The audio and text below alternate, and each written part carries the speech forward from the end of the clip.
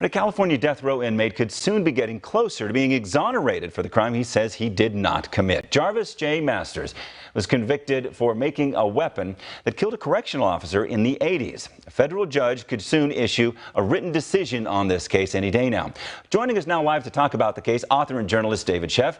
David's written many books, some turned into Hollywood movies, including the book Buddhist on Death Row about Jarvis Masters. David, thanks so much for joining us this morning. Well, thank you so much for having me. So let's talk. You went into this whole thing as a skeptical journalist, like I think a lot of people would see this case on the surface. He was involved in killing a guard. What did you find out, and how did your mind change?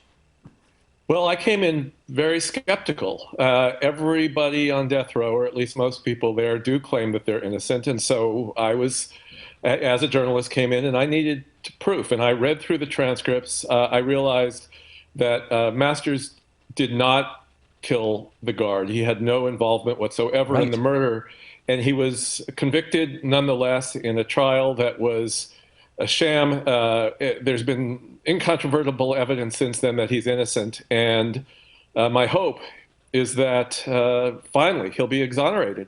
So let's talk about some of the evidence in this case. I think anybody that hears this on the surface will have a question mark.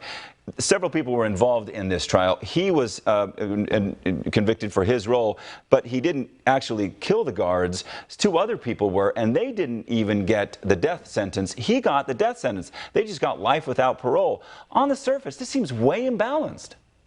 Yeah, it's something that has never, ever made any sense to me whatsoever.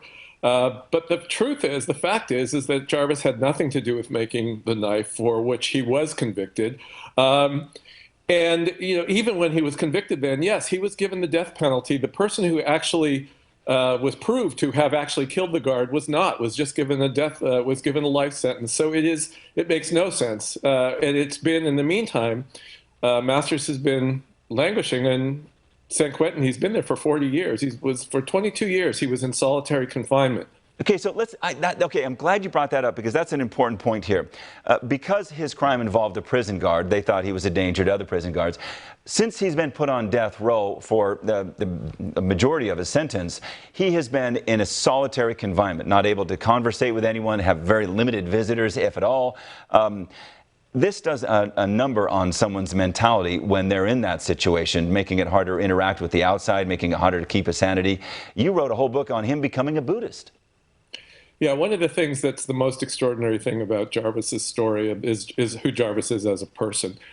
He has every reason to be bitter and angry, and he's not. He's this incredibly kind person who's very inspiring, who's really devoted his life to helping other people inside the prison and out. He's written books that have inspired kids. I've talked to people all over the world who've been inspired by Jarvis's story. It's extraordinary, and he is extraordinary. And we see Oprah there also read his book and is behind him trying to prove his innocence in all of this. You said something interesting in one of the articles in talking with you.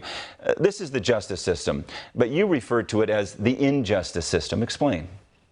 Well, the fact is that this boy who was in San Quentin when he was only 19 years old was convicted of a crime that he did not commit, and it has taken decades on which he's lived in hell to be able to prove that he is innocent. Finally, we have an option, we have an alternative, we have the possibility. In fact, we're very, very hopeful and very excited about the option, or the possibility, that Jarvis will finally be exonerated. But it should not take this long for a person's appeal to go through. It is a crime, and we have to fix this system. And keep in mind, this is, for the viewers, this has gone through the California Supreme Court several times. It's finally getting to the federal court, and they might issue a ruling on this any day now. We're looking forward to that. In the meantime, David, thank you so much for joining us today. His book is called The Buddhist on Death Row about Jarvis Masters. Thanks so much for joining us and tell us the story of Jarvis Masters. We appreciate it. Thank you so much.